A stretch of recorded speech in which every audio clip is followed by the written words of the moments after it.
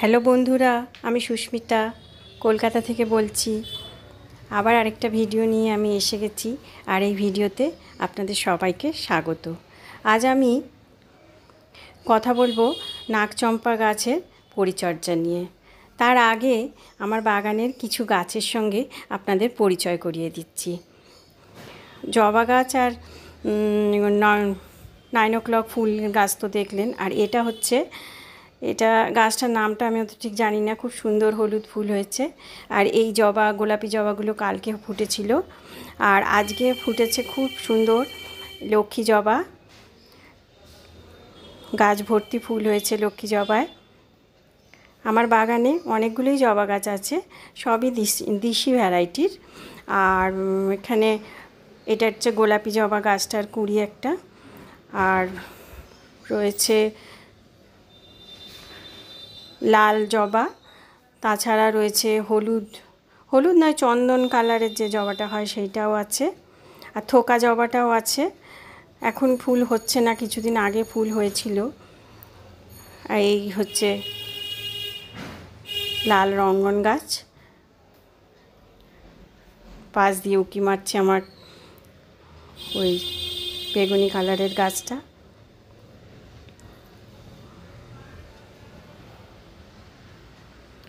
আর এই বড় গাছটা দেখছেন, এটা হচ্ছে আমার একটা লেবু গাছ।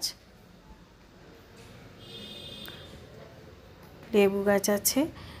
আর এইটা একটা ডাল কেটে এনে কিছুদিন আগেই বসিয়েছিলাম একটা কামিনী ফুলের গাছের, মানে লেগে গেছে মনে হচ্ছে, ডালটা মনে হচ্ছে বেঁচে যাবে, এটা চারা তৈরি হয়ে যাচ্ছে। আর একটা রয়েছে আমার করবী গাছ, এটা ডবল পেটালের পিঙ্ক টগর, এই পিঙ্ক করবী। এই যে কুড়ি হয়েছে, কিছুদিন আগে বেশ অনেক ফুল হয়েছিল, এখন আবার নতুন করে কুড়ি এসছে। আর গাছটা ভীষণ লম্বা হয়ে গেছে, একবারে প্রায় 10 ফুট মতো লম্বা হয়ে গেছে। এই গাছটাকে আমি একটা 10 লিটারের, 10 না 20 হবে, 20 লিটারের বড় একটা রঙের বালতির মধ্যে বসিয়েছি। আর এখানে একসঙ্গে দুটো গাছ আছে, এই লাল রঙ্গনটা আছে, আর এইটা হচ্ছে আমার নাগচম্পা গাছ। নাগচম্পা গাছটাও প্রচুর লম্বা হয়ে গেছে, 7 ফুটের মতো লম্বা হয়ে গেছে। এই 5 বছরের পুরনো গাছ, প্রতি বছরই সুন্দর ফুল হয়। আর রয়েছে টিরে টগর আছে, তার পাশে রয়েছে থোকা টগর, আর এগুলো নয়নতারা গাছ। এখানে রয়েছে আমার নীল অপরাজিতা গাছ, আর রয়েছে এই পিঙ্ক রঙ্গন, খুব সুন্দর করে ফুল হয়েছে, প্রচুর ফুল হয়েছে। আর সাদা ছোট ভ্যারাইটির রঙ্গনটাও আছে, ওটাও বেশ এবার ফুল হয়েছে, এখন ঝরে গেছে, কদিন আগে খুব ফুল হয়েছিল। জবা গাছের পাশেই রয়েছে বেলফুল গাছ।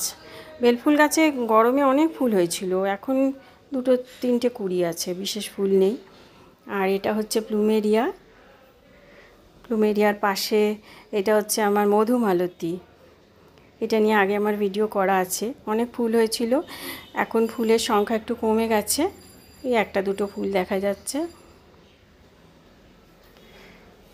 এবারে চলে আসি মূল ভিডিওয়ে। এই নাগচম্পা গাছ নিয়ে কথা বলবো।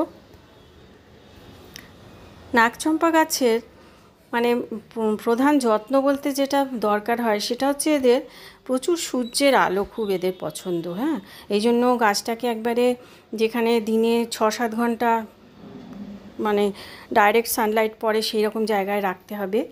আমার এই গাছটা অনেক লম্বা হয়ে গেছে, আর এটা ঝড়ে পড়ে যাওয়ার খুব মানে ঝড় হলেই পড়ে যায়, সেই জন্য আমি এটাকে ব্যবস্থা করেছি কি, একদিকে সিলিন্ডার দিয়েছি, আর অন্য ভারী ভারী টব দিয়ে, আর এদিক থেকে আরেকটা টব দিয়ে দেখলেন কীভাবে ওটাকে আটকে রেখেছি যাতে ঝড়ে পড়ে না যায়। গাছটা আর এদের যত্ন বলতে এদেরকে আপনাদের সূর্যালোকটা তো প্রধান দরকার, আর মাটিটা যেন ওয়েল ড্রেনড হয় সেটা দেখতে হবে, কেন বর্ষার বৃষ্টিটাও এদের খুব পছন্দ। আর কুড়ি এসেছিল, কুড়ি আসার আগে আমি গাছে যে পরিচর্যা করেছিলাম সেটাই এখন আপনাদের সঙ্গে শেয়ার করছি।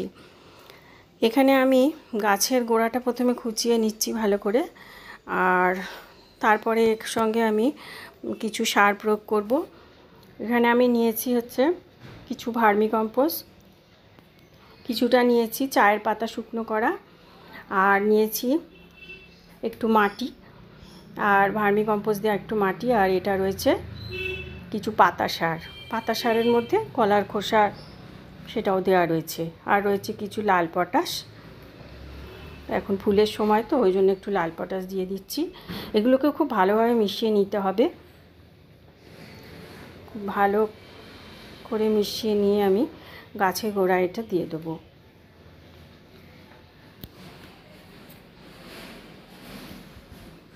এই গাছে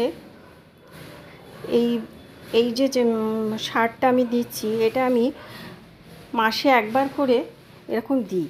আর পটাশটা সারা বছর দিই না, পটাশটা আমি শুধু এই এখন ফুলের সময় বলে দিচ্ছি। আর শীতকালে এদের বিশেষ পরিচর্যার প্রয়োজন হয় না। শীতকালে এদের গাছের পাতা অনেক কমেও যায়, আর এই সময় এরা ডরমেন্সিতে চলে যায়, খুব একটা ফুল তো হয়ই না। আর এই জন্য শীতকালে কোনো রকম সার প্রয়োগ করার প্রয়োজন হয় না। ওই একটু খোল পচা জল সব গাছে যখন দিই তখন এতেও একটু দিয়ে দিই। আর যেটা করি সেটা হচ্ছে একটু ফাঙ্গিসাইড স্প্রে করে দিই। এই বর্ষার সময় বিশেষ করে দিতে হয়। বর্ষাটা চলে গেলে তারপরেই বৃষ্টি কমে গেলে দিতে হয় ফাঙ্গিসাইড। আর এখানে শেষে আমি আমার দুটো গাছ শেয়ার করছি। এই রেন লিলিটা খুব ফুল হয়েছে, আর এই পাশের এই গাছটা দেখুন, যেটা কিছুদিন আগে একটা রিপোর্টিং ভিডিও দিয়েছিলাম। ছোট্ট পাতাটা এখন কি সুন্দর কতটা বড় হয়ে গেছে, সেইটাই আপনাদের দেখিয়ে দিলাম। আচ্ছা বন্ধুরা, সবাই আমার পাশে থাকবেন আর আমার চ্যানেলটা অবশ্যই সাবস্ক্রাইব করে দেবেন। নমস্কার বন্ধুরা।